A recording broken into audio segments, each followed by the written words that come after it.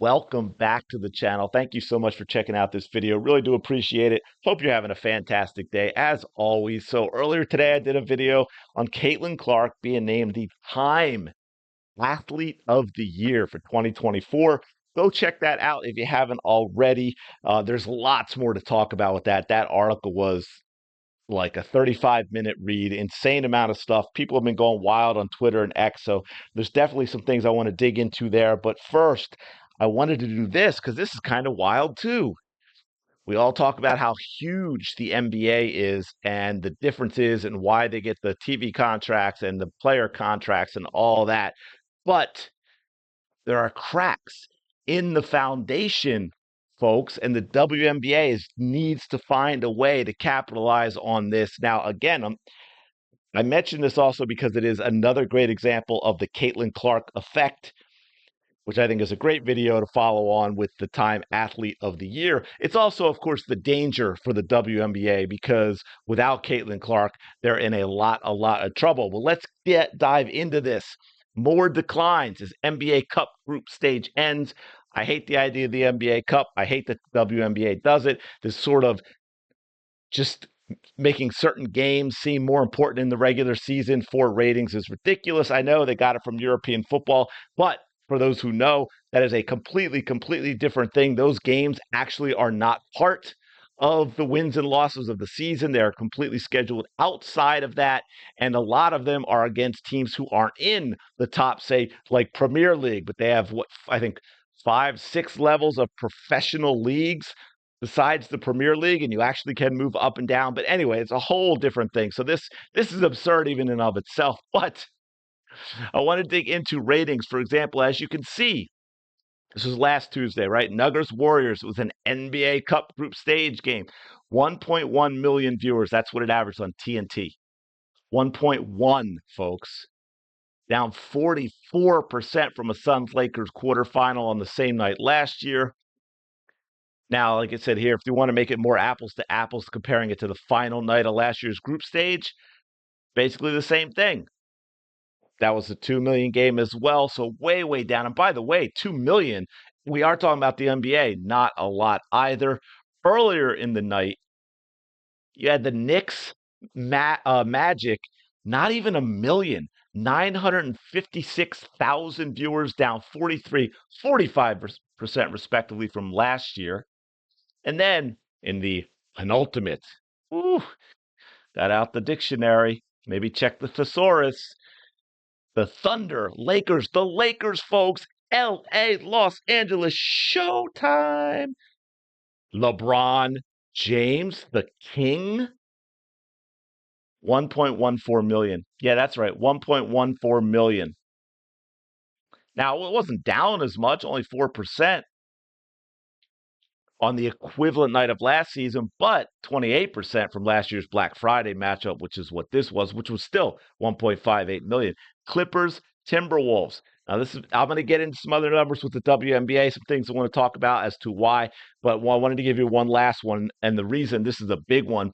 Clippers, Timberwolves, 723,000. 723,000. Down more than a third compared to last year. But also, Timberwolves, folks, Anthony Edwards, Ant-Man, who gets press, seems like one of the guys, if not the guy they're trying to make the face of the NBA going forward in the future, could not even draw 750,000 viewers. That is very concerning for the NBA. Again, just to run them through, Caitlin Clark, her games on TV averaged 1.178 million viewers, which I believe was more than all the games I mentioned, right? Yeah, 1.14, 723, 956, 1.1. Yeah, she topped all of those games with her average game. Now, of course, and this is where the WNBA gets worrisome, some of the things I think they have to worry about with their product. That nearly tripled, of course, the audience for all other WNBA games without Caitlin Clark that averaged only 394,000. But still, you can see the potential. Caitlin Clark 1.178 million viewers for average, more than all these games I just mentioned. And it was over 1.5 million when you take out the NBA TV games, which very few people watch. That's always much lower. I mean, I think Caitlin Clark set the NBA TV record, and it was only like 600 and some thousand. You know, now the concern, of course, for the WNBA is the disparity between Caitlin Clark and the rest of the league. It's the same thing with attendance, right? The Fever games average, I think, 16,000, just over 16,000, 16,000, I think 84, which nearly doubled the non-Fever games, which averaged, I have it here actually, 8,552.